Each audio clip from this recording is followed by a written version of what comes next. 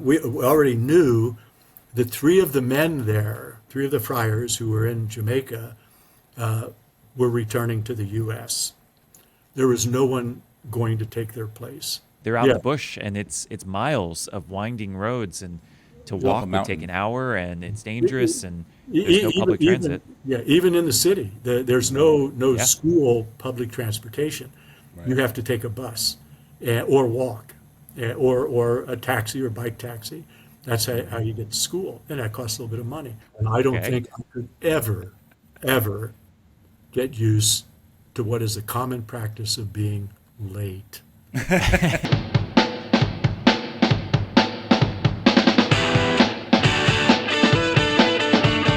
So Tito, I saw Interstellar recently. We Yes. talked about it. I went in a theater and saw the 2012 movie, whatever it was. Pretty amazing to see not only that movie, but to see an old movie in theaters. And Yeah. recently I've seen Back to the Future, which obviously I wasn't even alive for. And so there's these theaters that show these old movies. Now my question for you is, if you could see any movie, past or even, recently past, what would you see in theaters? I think, and this is just like first my gut shot, I think I'd want to see the original Back to the Future in theaters. It came out, before I could 1985. appreciate, Yeah. before I could appreciate it in theaters. And I love that movie. It's a fun movie. It's a good adventure movie. I feel like that's the one I'd want to see because it would remind me sort of like those childhood memories. Kind of has a bit of nostalgia to it. That's what I'd go for. I'd like to see that on a big screen. Yeah, I think you got to go with the big ones. And so that was big special effects with Robert Zemeckis and just kind of cool things. It was really cool to see in theaters. Yeah. I got to say, Interstellar is probably one of the best ones, but I think maybe one of the Probably. Star Wars. But, I've Yeah. seen, I think, every single Star Wars movie in theaters because they did the re-releases in the late 90s and then, That's right. the prequels and all those. So I have seen them, but I don't know why theaters don't do it every 10 years. Just bring out a movie from of old. Dude, they would kill. Like Lord of the Rings every once in a while, people would go see it. Yeah. Oh yeah, for sure. I saw those in theaters. That was awesome. Yeah, that's interesting. I don't know. I'm guessing it's because of the film. It's you're gonna have to protect it, or you have to make duplicates of the film, which can be expensive. But yeah, that'd be cool to see them open the vault and bring out some classics. Yeah, they're certainly showing like Casablanca. I'm not sure if I'd Oh, care yeah. for that on the big screen. And it's a good movie, but you want something with a spectacle. So like Avatar. Like I don't think it's a great movie, Yeah. but I'd see it in theaters again. I have absolutely no transition between that and our guest, but let's throw it back to a guest. He's a classic. He's a classic. There we go. We're welcoming today our good friend Jim Bach. He's coming up from us from Cincinnati. He's been in Jamaica for many years. He worked in many, many different things. Welcome to the show, Jim. Great to have you. Thank you. Good to be with you. Jim, what about you? Do you have any favorite movies? Well, truth of the matter is, I don't go to a lot of movies, but mostly you see things now. But there's no question that seeing things on the big screen is a lot different than seeing it on your laptop. Yeah, And, just sitting there with your little phone. Right. So, The amount of things I watch on my phone nowadays, it just doesn't translate. No. one of the things I remember, the Ten Commandments was that was like yeah. Charlton Heston. a spectacular. The movies you're talking about, I was around. Like the Ten Commandments was one of these, and multicolor and just as spectacular in its day. And seeing that and on the big screen, it was great. Watching that on Yeah. your laptop would be quite different. What I remember about that one is not so much the big screen, but the big VHSs, because that was one of the double VHS ones. It was so right. long it couldn't fit on one. I remember we had that in our house. Had an intermission back when movies had intermissions. Oof. Yeah. Can you imagine a 4.5-hour movie with an intermission? They should bring it back because some movies, like Lord of the Rings, love it. Put an intermission in there. Let people go to the bathroom. Let them refill their popcorn. Yeah. I would be okay with that. Yeah, I remember going to a movie. I think it was Us, Jordan Peele's movie, and I had it was a theater that served alcohol, so I had a beer with me, which 20 minutes into the theater meant like I had to go to the bathroom. Right. But it's such a riveting, intense movie. I just held it the whole time, and it was such a terrible experience. Yeah, so intermission halfway through would be great. One of the friars I live with here, Tim Sutter, brother Tim, he recently was talking about, he went to a theater, and to get his seat, you had to use a machine. You didn't deal with a person. You ended up having to get a ticket. And he went in and took his seat, and he said on 3 occasions he had to move because he was in somebody else's seat. This is a whole new Yeah, thing. they're all reserved now. Yeah. Yeah. So Which I I have gotta a- say I'm all for.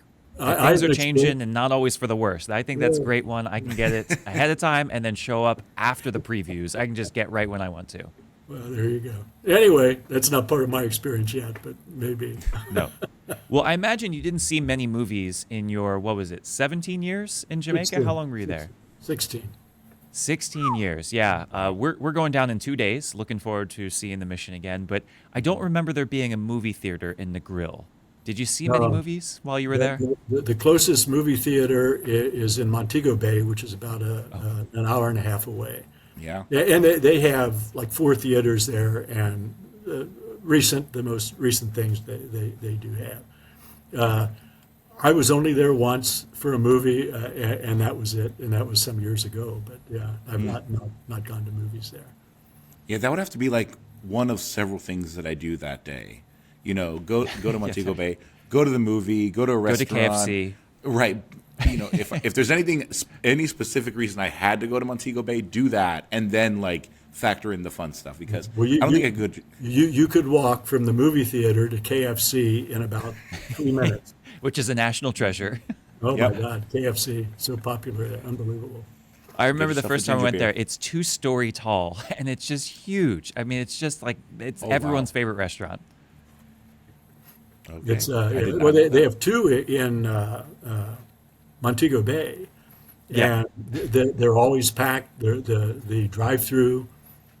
I've never seen any other place where the drive-through was so busy with people as the big one in right below the cathedral. Actually, if you at the cathedral in Montego Bay, if you come out the front door and stand on the plaza there, you look out over the bay, and it's beautiful. You know, it's just a beautiful view. And if you just go out maybe, I don't know, like 3-4 yards and just look a little bit to the left, the KFC bucket hits you right in the face. That thing is just sitting there blocking your view of everything. Just a great It's ambiance. almost like you can reach out and touch it. It's across the street, but I mean, I have to ask, has Popeyes tried to get a foothold? I prefer Popeyes. in the grill where they advertised on the Super Bowl last night. In the grill, there is a Popeyes there, Okay. and they are present in Jamaica, not nearly as popular as KFC. Okay. My understanding is that a KFC is coming to Negril, where I live. Oh, Oh, the big time. yep. But It's big gonna news. cause a lot of traffic problems on the Yeah. main road there. Well, Oh, so man. going back a little bit, it brings up actually kind of a serious question I have, which is this idea that the movies are so far away. You didn't go to a movie for 16 years, basically. Mm-hmm. Even KFC, you know, as silly as that sounds, you know, you don't have that kind of American culture. You don't have what is familiar. You still speak English in Jamaica, so you're not Mm-hmm. completely foreign to that. But I'm wondering what that's like to go 16 years. Do you miss current events? Do you miss pop culture? Do you like? I think of it like novitiate. We had a year where we weren't allowed to use the internet or go out, and there was a blank spot in my brain for 2012. Like I don't know what happened that year. Do you Yeah. feel that? You know, parents talk about this like their first child, they just don't remember anything that year. Well, a little bit of that, I guess. missing the U.S. Today things are so different because of what we're doing here. You know, I can call my friar friends, I can call my family members, and we do a video. WhatsApp is hugely popular there. Everybody uses WhatsApp, and so you're connected. It's not like when I was in novitiate, it was like we were in prison. I mean, we you didn't know. Of course, that was before cell phones and everything else. We weren't even allowed to have radios in our room. But you're these days you're more able to stay connected because of the media and technology. So while I was in a very different place, the people speak English. Patois is a form of English that is widely spoken by everybody who's Jamaican. And when people would start speaking that, I would have some difficulty. And I got very used to saying, say again, please, say again. Yeah. And little by little, I What? started being able to understand what people were saying. But otherwise, the culture there is very different. Life there is very different, and the availability of things is very different. I need a cartridge for my printer. I can get in my car and I can be at a nearby Staples, probably 5 minutes, 7 minutes. In Negril. Negrill's on the very western tip of the country, and it's a tourist town. It's a small town actually, but we have a 7 mile beach, beautiful beach there, and a lot of tourists would come. But if I need a cartridge for a particular printer, we had to go to Montego Bay, to a store in Montego Bay, an hour and a half drive, just to get a cartridge for your. And so those kinds of things, which normally early on you just find these to be tremendous inconveniences, until you finally decide this is the way it is here. We have to got to adjust and just It's the do other it. side of novitiate, which is Right. there's a nice detachment. I mean, do you feel that as well? You're like, you know what, this island life and being 20 minutes late's fine, and just everything goes as it goes. I mean, is that freeing? Well, yeah, it is. I think one of the things that's sort of important. I remember hearing this about missionaries. The history of missionaries, and oftentimes in the past, missionaries would go with their culture and almost impose their culture and their traditions and so on the people. The legacy problems of St. John the Baptist, which was headquartered here in Cincinnati, was my province before the merger. I think it was 1897, we sent 3 men from Cincinnati. They were German-speaking immigrants who came to minister to the German immigrants here in Cincinnati. They went out to the Navajo reservation, and a tremendous difference. And eventually, they learned you have to adjust to the ways of the local people, to respect their culture. And I think I was very conscious of that when I went, and I did the best I could to immerse myself into the culture and learn to live with a different way of living and a poorer way, honestly. And you just kind of adjust to that. But the one thing I've mentioned to many people, even down there, I would say it. I could live in Jamaica for 100 years, and I don't Okay. think I could ever get used to what is a common practice of being late. I have a heap of German blood in me, and we're very No that's- island time for you. no. Well, other than that, I was okay with island time. But like you'd go to a funeral, you'd have a funeral. The funeral was at 11 o'clock, and No, it's not. maybe you'd be lucky if the body was at the church by 11:30, quarter to 12. You can't do it without the body, I guess. Yeah. So those kinds of things, you learn to live with that. But to adjust to that and say this is really great, I probably could never do that. But many other things, I adjusted, and you accommodate the way the world is there, and it's different. The culture is different. The history is different.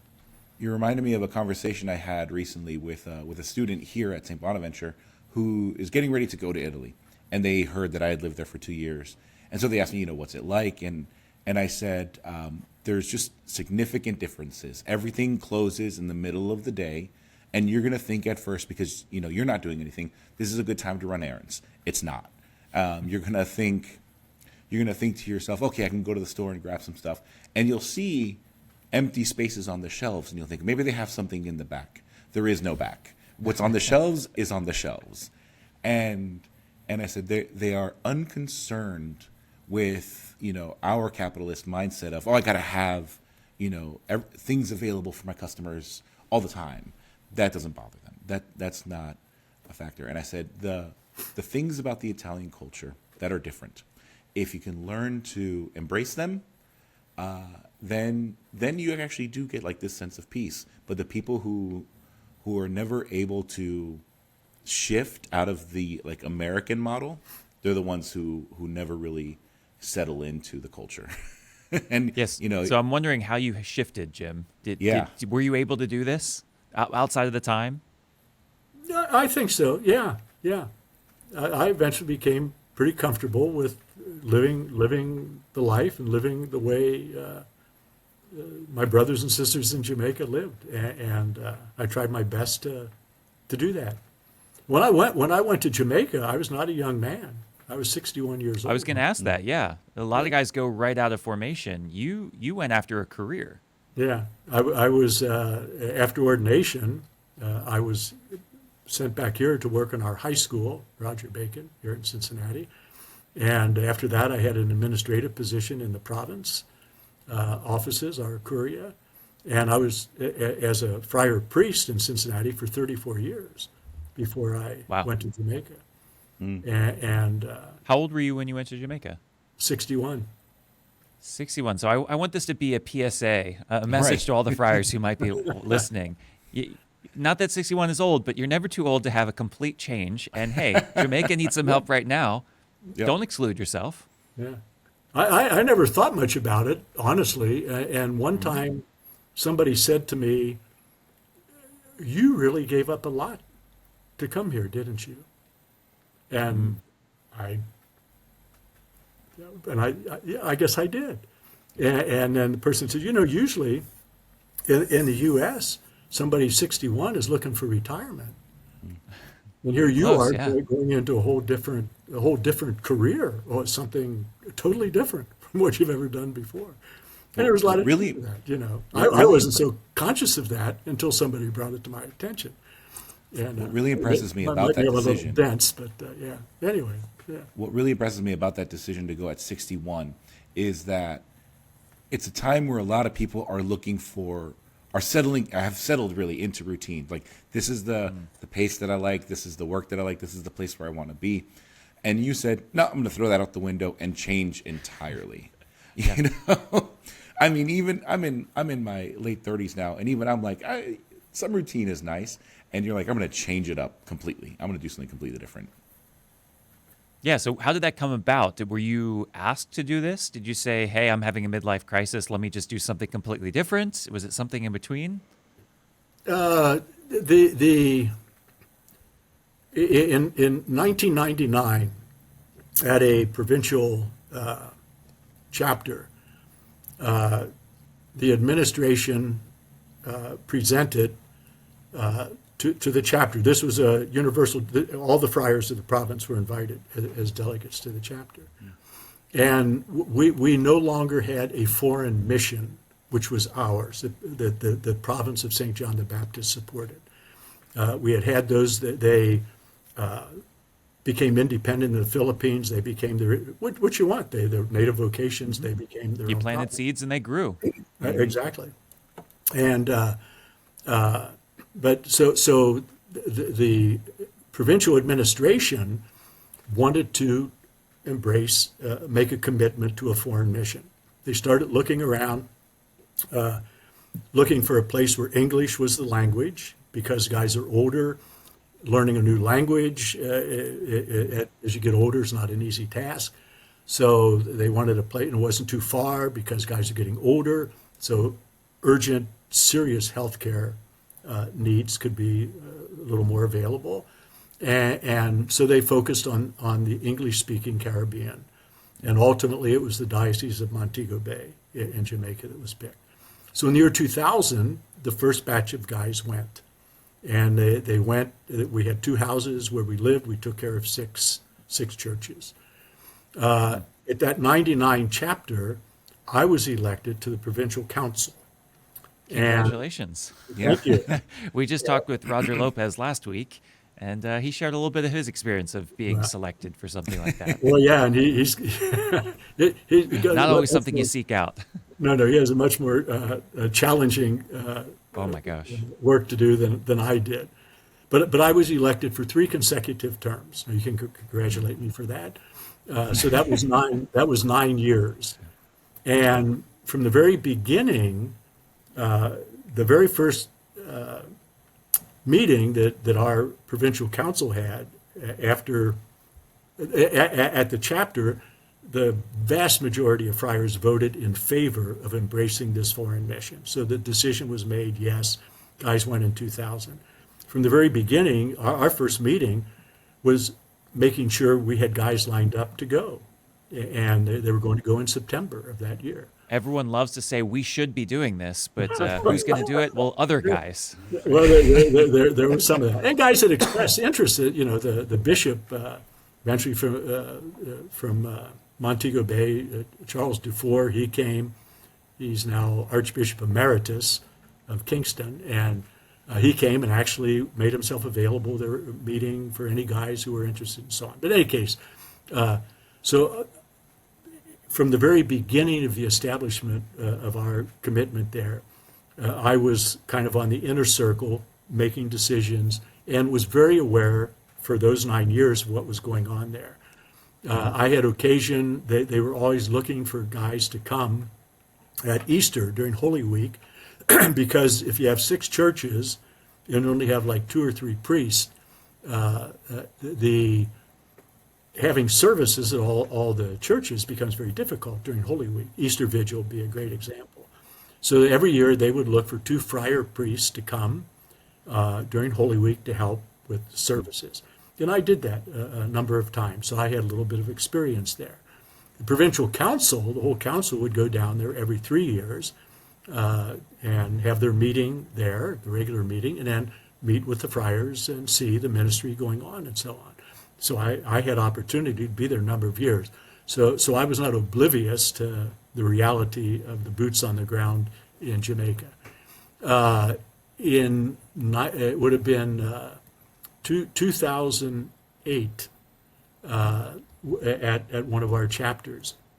We already knew that 3 of the men there, 3 of the friars who were in Jamaica, were returning to the U.S.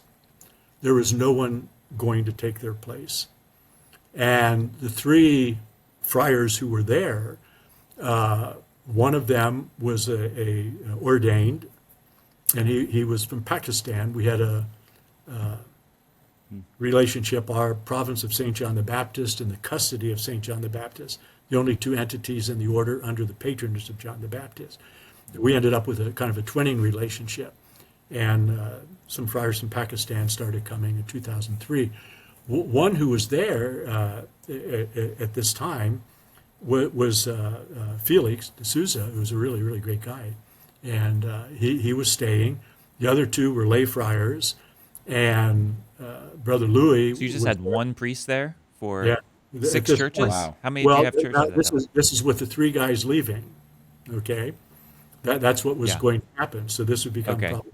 Okay. And Felix... That does become a bit of a problem, yeah. Felix didn't want any administrative responsibilities. And the other 2 were lay friars.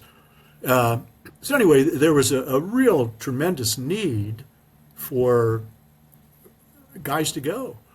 And I had been in my job, this was after high school, we'll go back to high school later. I was asked to take over the development office of our province, the official beggar for the province. And I did that for 17 years. Yeah.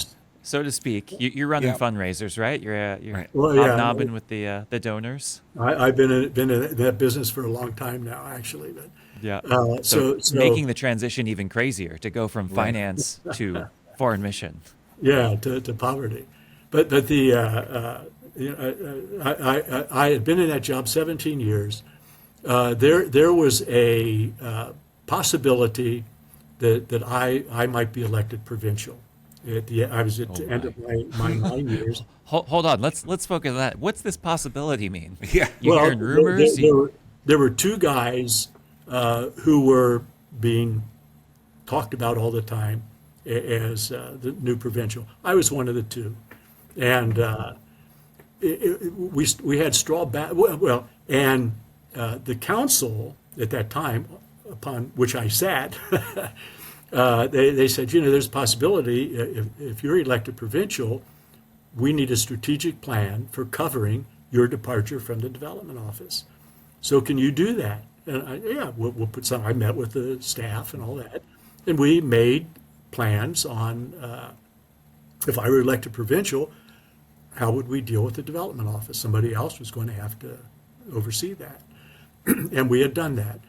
With the first straw ballot that was sent out in return on the province, it was very clear, I think, to all of us that the vicar provincial was going to be elected. He had a lot more votes than I did. You're safe.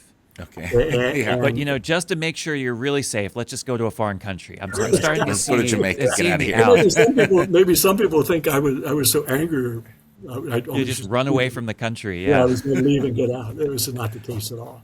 But at that chapter in 2008, and knowing that we had three guys leaving, nobody was going, I was not going to be elected provincial. Something happened at that chapter and Jamaica was talked about at the chapter and so on. Something happened at that. I'm thinking, you've been in this job 17 years. Maybe it's time to do something different. They have a great need down there. You've been involved. You've seen what has happened from the very beginning, and you've been there. You already have a succession plan. Yeah, That was nicely exactly. put in That's place. exactly correct. And so I thought, it's the only time that I would say, like, the Holy Spirit kind of tapped me on the shoulder. All the rest of my ministry and all that never was part of my experience. Some oh wow who moment. It just never.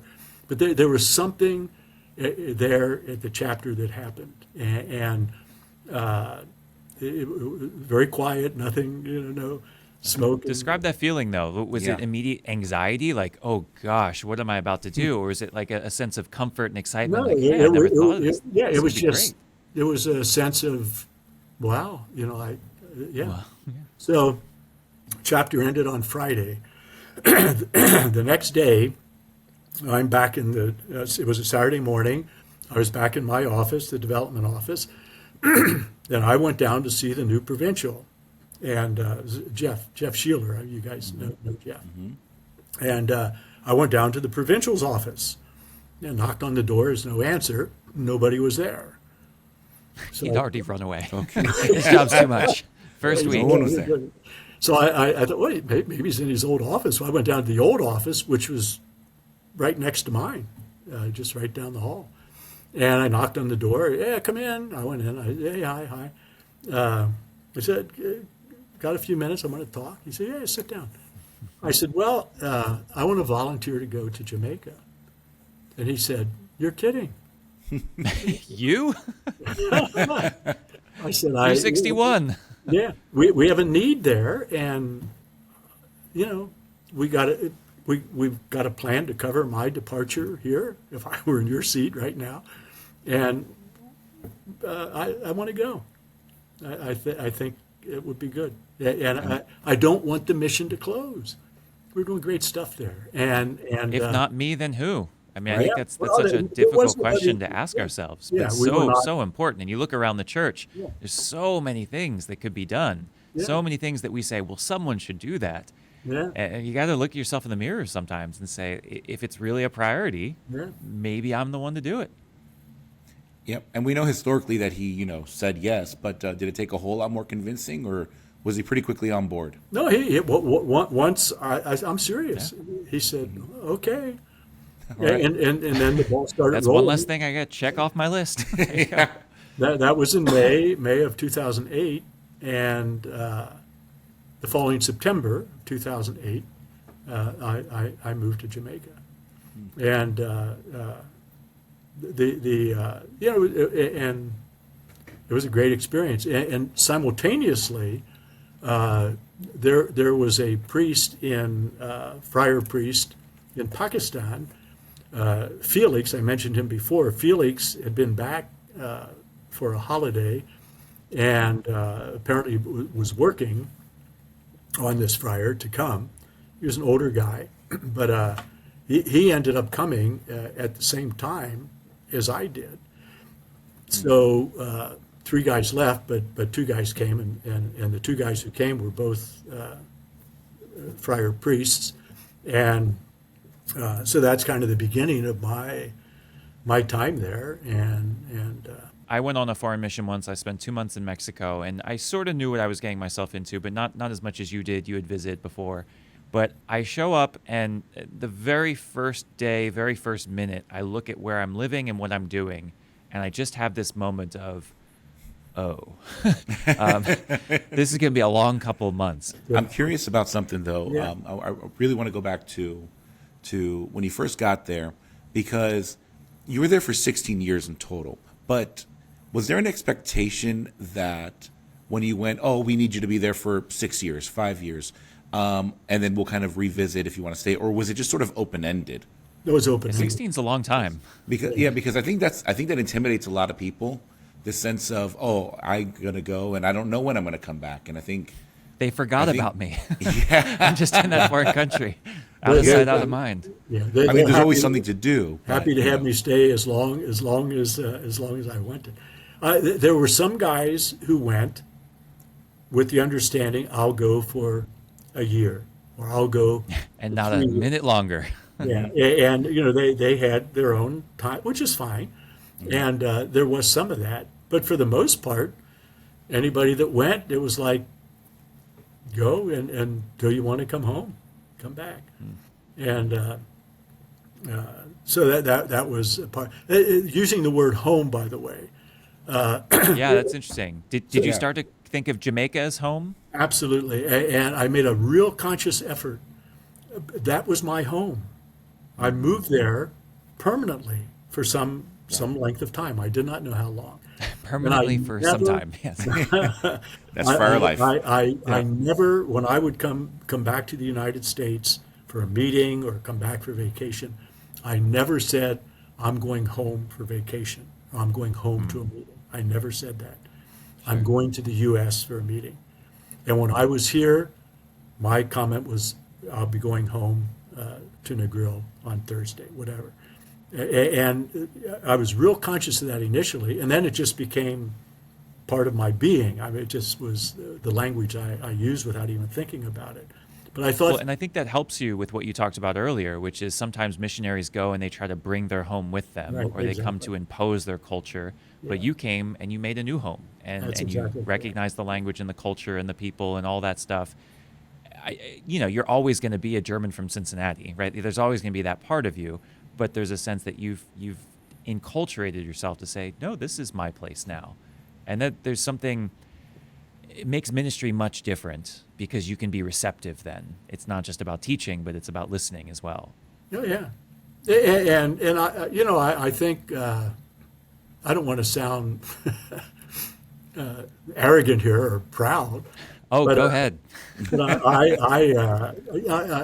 was very, very well respected in not just the church communities, but in Negril, because of what we were doing, helping kids go to school, touching the lives of the poor, and so on, helping people get medical care. People in town knew who I was, and I thought you had so you did those things, the school lunches, you did the transportation, you did the soup kitchen, you did the medical stuff, so many things there. I think one of the things that people wouldn't expect, though, which really helped you, was that there were a lot of foreigners that came, Germans and Americans, people on vacation. I remember going to your church, Mary Gate of Heaven, and it's like half white people and then half Jamaicans, and it was an opportunity I saw where you had a great way of bringing people together, of saying, hey, visitors, look around you. This isn't just a resort that you get to use, but these are people here. And maybe expanding the worldview of the Jamaicans who would never get to those other countries. I don't think we often think of that with mission, but that's a really beautiful charism that you had, was to bridge those worlds. yeah. When I went, I told Jeff, the new provincial, I said, I've been down there. I know the places where we are. I said, I really would like to go to Negril. and Negril is the tourist town. Savannah Lamar, the capital of the parish or the state, the civil parish. The church was in the city and all different. Negril was sort of open as a small town. The sea was right across the street from our house and from the church. And I said, I really would like to go to Negril. And he said, he knew me. We were on council together. He was vicar provincial for 9 years. I was on council. And he said, Jim, he said, I would not think of sending you anywhere else but Negril. Exactly because of what you said. He knew that the tourists come there. If you come on holiday to Negril and you're Catholic and you go to Mass, I'm the only game in town. You got to come see me. Like it or not. Yeah, and he knew me well enough that would be life-giving, and it was. To be able to have the experience of dealing with the tourists and so on, without any diminishment to my care and concern for the local people, the native people there. They always were in my heart. And but I would often in homily or something I'd make reference to our St. Anthony's Kitchen or Get Kids to School, because I wanted the visitors to hear that. You got the finance background, right? You're Exactly. the development guy. Yeah. Something that struck me about Jamaica, which is different from what I've experienced in other places, is Negril is a vacation spot and it has the resorts, along the beach. In other places, like even in Puerto Rico, when you go to a nice touristy area, they kind of surround it, they kind of cushion it with more nice area, and then the poverty is kind of segregated over there. In Jamaica, there isn't really this separation. There's, nice resort, poverty right next to it. Another nice resort, poverty right next to it. And I think that it gives you something to point to as a priest there, as someone who's helping to sort of fundraise and help support those people. It's like, you don't have to go far. Look around. You can see it. And, for better or worse, it's right there. Oh, yeah. The ganja salesmen are right on the beach. Yes, they are. Well, that's not the only thing that's sold on the beach. You can get just about anything you want on the beach. Oh, yeah. Yeah. So, yeah, it's just a great experience for me all those years. And I want to go back to talk a little bit about my time at Roger Bacon High School. When I was ordained, I was sent after that to our high school here in Cincinnati, Roger Bacon. And I actually, on a sort of a immersion into ministry at our theology school at the time, St. Leonard's, I did spend a semester at Roger Bacon teaching. And it so happened that my brother, my oldest brother, is a Franciscan also, and my oldest brother was the principal of the school. And so I was asked to go to Roger Bacon. And back then, we had a lot of friars, a lot of young guys were there. We lived at St. Clement, a big house here, probably 30 of us in the house, and probably 20 of us were at the school. It was great ministry. And I was there for 17 years. And when early on, the tennis coach resigned from his job, my brother asked if I would be the coach. I said, I don't know anything about coaching tennis. He said, well, you play, and I did. I play. I love. Yeah, but you're working at high school. Yeah. It doesn't matter. Exactly. You have a need, you're going to fill it. That's right. Yeah, and I play tennis. He said, well, you can learn. I did. I went to workshops and stuff, and I always like to say I took a really pathetic program and brought it to mediocrity. We never did get very good. But Growth is in any growth. case, it was Yeah. a whole different involvement at the school than being in the classroom. Here you're with these kids in a whole different environment. You're driving a station wagon with kids, your tennis players, and you're going off. And after a while, they forget who you are and that you're in the car. And you Yeah, they start to act more like themselves. yeah. It was just great and a great experience. And those kinds of things kept happening. And then I became dean of students, which was sort of uncharacteristic. I tend to be a rather kind, gentle fella, but sometimes you'd be a little Handing bit. out demerits, detentions. Yeah. She went from I did that. teaching to coaching to dean. Yeah.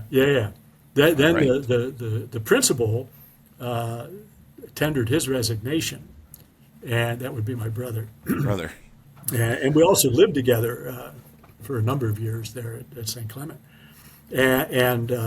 So here again, I was apparently part of the hunt, and ultimately. It's easy. They don't have to change the name. Just Father Bach Right. stays on the Exactly door.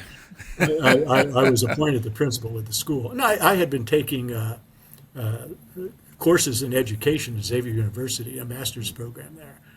And initially was special education.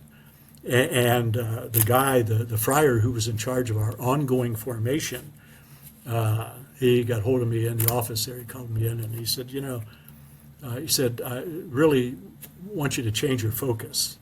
And you need to be focusing on administration in education, not special ed. Okay. So I started to do that. Well, apparently He was Writing reading on the the tea wall. leaves. I didn't make the connection at the time. That was not, but that something was already. It would behoove you to do this. But anyway, I became the principal, and I was principal for 10 years. At the very Oh, wow. beginning of that, I did make reference to the fact that my brother and I we were principals Bach to Bach. Our last Bach name. to Bach. Oh, no. Cute? That's a father joke. Yes, yes. And and then within 2 years of my administration there, I was notified that in the Archdiocese of Cincinnati, very, very, very heavily Catholic school system, a really excellent school system. Philadelphia also has, I've been told, similar. The Archbishop McNicholas wanted every child to have an opportunity to go to a Catholic school, and he set up a thing where the schools, Roger Bacon was built by the Franciscans, paid by the Franciscans, staffed by the Franciscans, but we were an archdiocesan school. And it was all boys, all boy, all girl. That's the way it had to be. Next door, 2 blocks away, was an all-girls school. Our Lady of the Angels, the Oldenburg Franciscan Sisters were there. And so anyway, this is now 1983. I get a message from the superintendent of schools that the Oldenburg Franciscans are going to withdraw from Our Lady of the Angels, and that they would be closing.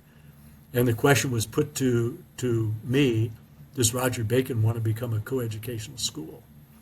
I said, that's not my decision. I said, I'll get back to you. Hey, you're the boss. So of course I go to the provincial, and he gets a committee together. My brother and a couple other guys who were principal here over the years, and the administration and so on. And the decision was made, yes, because enrollment was diminishing and so on. So here I am. I'm finished 1 year in the principal's chair, and I'm confronted with becoming a coeducational school, and in the whole school we had 2 toilets for women in the cafeteria. Otherwise, the school was built for boys. Everything. Yep. Experience So- tells me that'll be perfectly fine without any problems at all. So we were going to pick up volleyball. You got 2 more sports using the gym. Girls basketball. We have no gymnasium for the. So this was a huge task, and I will say with some humble pride that we got through that whole process very well, and it was the beginning of my experience at fundraising, because we needed There you go. some millions of dollars to build an activity center, a new gym, all the things you need for a coeducational school, which we did not have.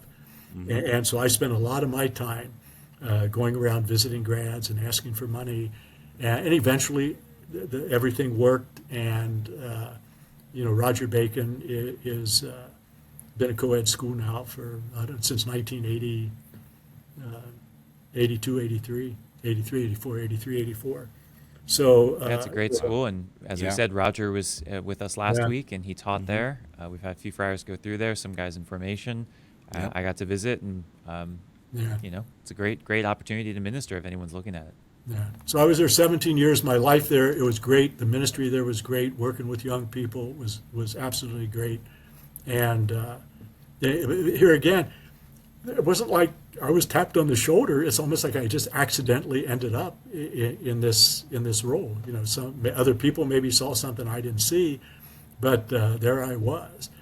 And then when it was time for me, I got a pretty clear indication that it was time for me to depart when one of the guys on the administrative team there at the school came in with some proposals for going forward. And it was like I heard all this, and everything he said was absolutely correct. It needed to be done. But it was like, well, I don't want to have to deal with this.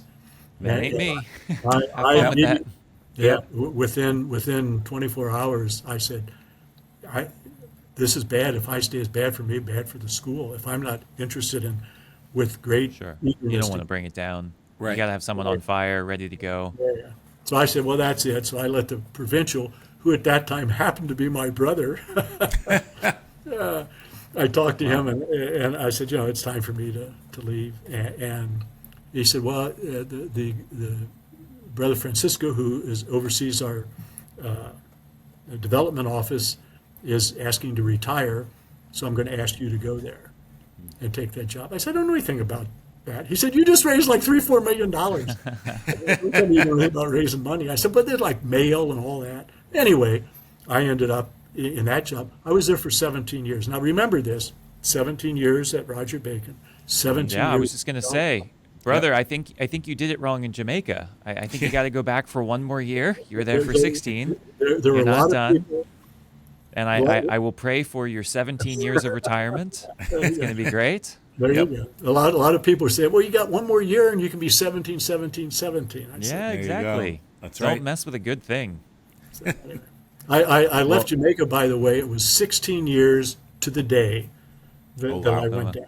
Yeah. Well, Infamous brother, day. thank you so much for joining us and sharing your life. And Yeah, what thank an you. interesting turns that your life has taken. It's been Yep. inspiring for me just to see how you've been willing to follow where you've gone, how you, like others, have found a way not to be provincial. I always find these stories very inspiring. Found a way out of that. But thank you for your yes. Thank you for your repeated service to the order. Well, thank you very much. My Franciscan life has been a great journey, and I've touched lots of lives, I know, but lots of lives have touched me, and I always see those blessings go both ways. And so been grateful. I wish I was going with you down to Jamaica. We will send your love. Please do. And yeah, thank you guys very much for having me. This has been great. And you want to chat again sometime, let me know. All right. Thank All you. right. Peace and all Peace. good to both of you. Peace. Take care. All right. Thank you. So Tito, a very interesting story. We've heard people have had different careers, but I mean, just Yep. 3 successive long careers. I mean, some guys Yeah. wander to 15 different things. Some guys Right. do the same thing for 40 years. Right. To have 3 really successful, distinctive careers. Incredible. It's incredible. It's also really inspiring because I hear, I think it could have been very easy for him to become like one of the guys who's in one place for 40 years, right? Instead, recognizing either in himself or in the work, something needs to change. Either I'm not feeling the Spirit in this next step of this journey, so I'm going to move into a different area. I feel the Spirit calling me over here. It's really inspiring for someone to hear a story of a friar who's really allowed themselves to be guided in that way, and to really spend a good amount of time, but the right amount of time in each place, not overstaying and not cutting it too short. I recently read a book by Adam Grant called Think Again. It's all about how we need to rethink the way that we approach the world and our own thought processes and all that. And one of the things he says is he hates asking children what they want to be when they grow up. He said it's a dumb question because it pigeonholes them often into Right. thinking of it only as a career, and you only get one career. But the Right. reality is a lot of people change careers. And so instead what he asks his children and we ask others is, what values do you have? What skills do you have? And how might you craft those together in a couple different things throughout your life? And it just be a little more imaginative. And I think we could do that certainly as friars, but really anyone. What do you like to do? And how might that express itself? You're going to work a little bit in finance, and then you're going to work in exercise, and then you're going to work in, childcare. Who knows? Yeah. Things you wouldn't expect, but don't pigeonhole yourself to just, I have to do this thing, because then that becomes who you are rather than what you do. Yeah. I did like how kind of it seemed to me as an outsider looking in that each stage kind of prepared him for the next. He worked in education and he did a little bit of fundraising, so that, prepared him for development. And then in development, he really harnesses those skills and then is able to use them in Jamaica to help fundraise so that they can do things for the local community. I think you can see kind of the Holy Spirit weaving its way through his life. And his It's work. almost like there's a plan. There's a guide. Almost. If only we had the eyes to see. Yep. Yes. Well, Tito, we have a plan. We just can't do. tell it yet, right? Nope. It's almost. We can almost tell it. We can almost share it. Almost. But yes, for those who are interested, Father Tito and I will be living together next year. We're telling just little bits each time until we can tell the whole thing. So That's right. For those devoted listeners, keep listening. We're excited. We got some good things. Not exactly going to Jamaica, but we're doing something pretty extraordinary. So you're going to want to check back at that. And check back each week as we meet these minor characters, guys who have extraordinary stories to tell. We'll catch you next week.